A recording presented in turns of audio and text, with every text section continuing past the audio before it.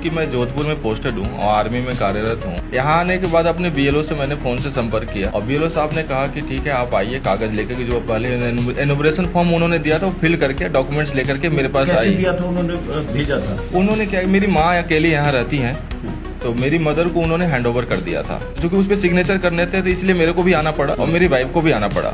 जोधपुर से स्पेशली जोधपुर से हम स्पेशली इस काम को लेकर के आए और आने के बाद जो है बीएलओ साहब से जब संपर्क किया तो उन्होंने बोला ठीक है, जो फॉर्म उन्होंने तीनों दिया है पहले उसको फिलअप करके और जो भी डॉक्यूमेंट हमारे पास अवेलेबल है उन लेकर के पहुंचे उनके विद्यालय में।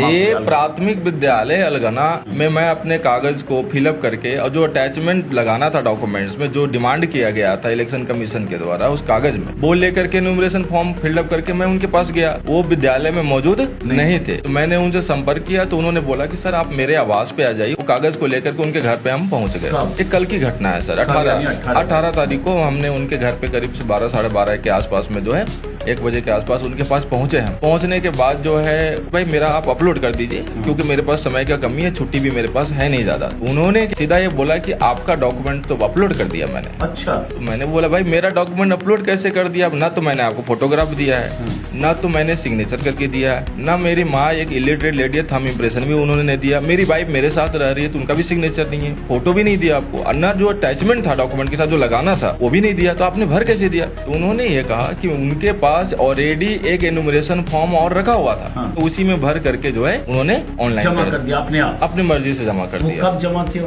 उन्होंने? मैंने डेट पूछा कि आपने कब जमा किया तो उन्होंने बोला 17 तारीख को। तो जब मैंने उनको कहा कि जब मैं 15 तारीख को आपको फोन कर दिया था कि मैं आ रहा हूँ तो आपको इतना जल्दीबाजी किया था और आपने पहले करने का क्या मतलब है? तो उन्होंने कहा कि मेरे को वरीय पदाधिकारी का आदेश था। अच्छा।